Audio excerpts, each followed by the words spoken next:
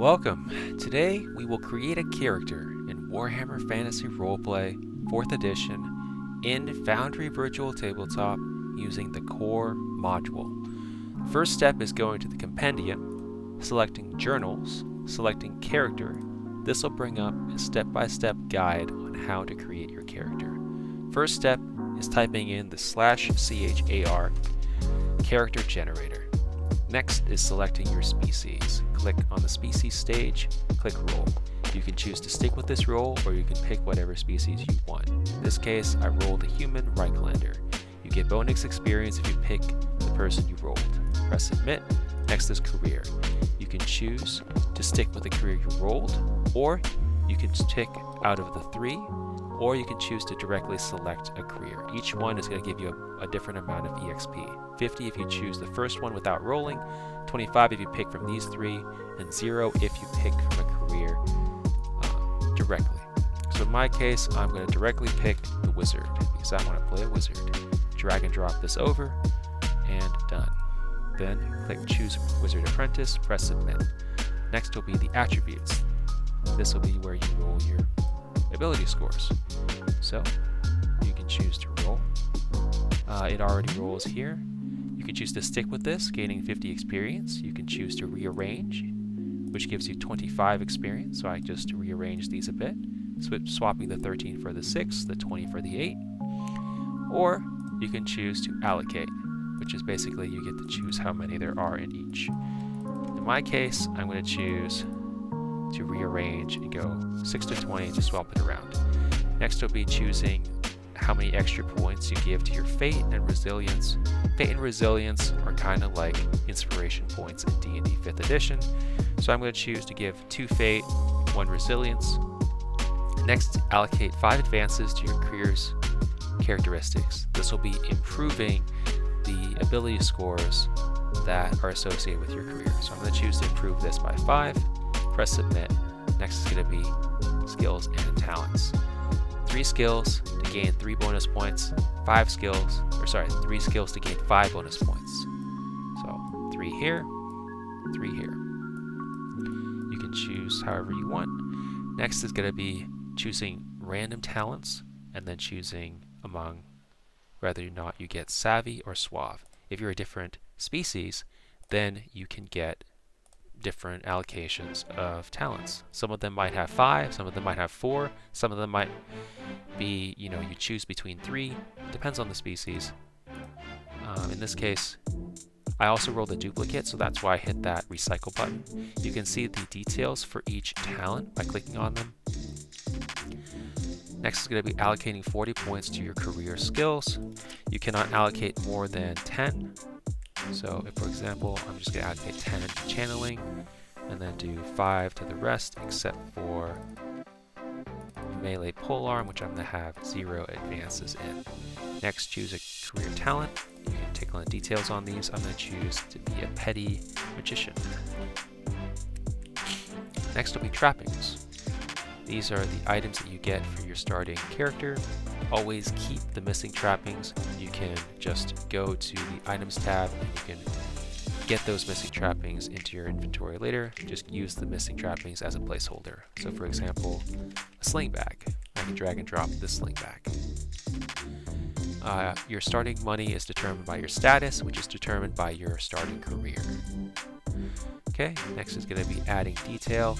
You would find your character art and you would match these details to your character art. Motivations is a bit different. Motivations help you recover resolve. Resolve is like an inspiration point that helps you resist, for example, conditions or criticals. You would go into the journal entries and you can see a whole bunch of motivations that you can pick from. For example, debauchery, envy, faith, glory, gluttony. There's a lot of different options. I'm going to choose glory. Next is going to be short-term ambition. Short-term ambition, anything you can accomplish within 2 to 3 sessions. Long-term ambition will take much longer.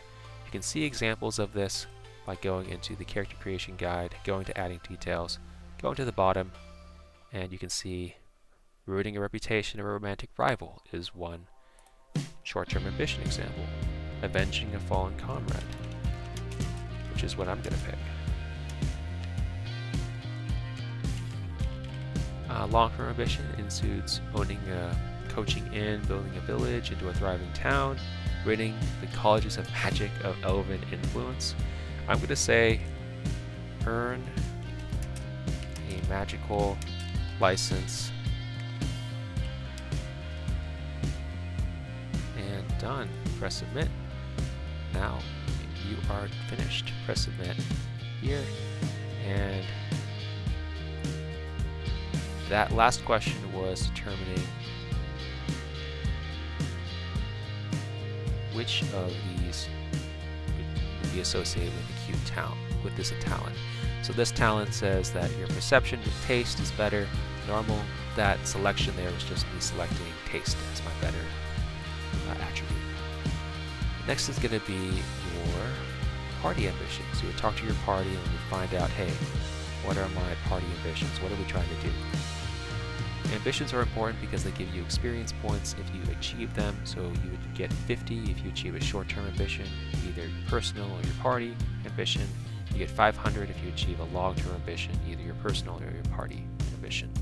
So I'm going to say escorting a merchant to Altdorf as my short-term ambition. I'm going to say long-term, become heroes of Reichland.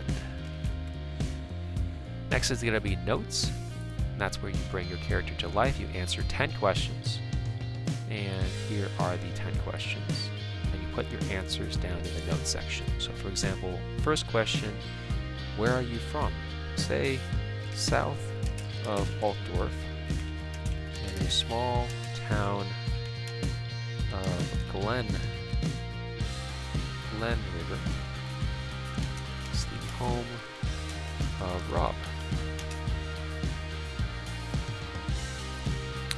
What is your family like? You could say maybe I had a loving mother and father, 3 brothers, 2 sisters, and a few cousins. We used to mess around on the farm. Whatever you want, whatever makes you want to play your character in the long term. After you're done with that, you have to pick your advancements. Advancements are going to be how you spend your experience points to improve your character. For example, it costs 25 experience points to improve one of my attributes by 1 if this number is between 0 and 5. So let's say willpower, it goes from 0 to 1, so it costs 25. Okay, costs 25. Now, what if I have improving fellowship?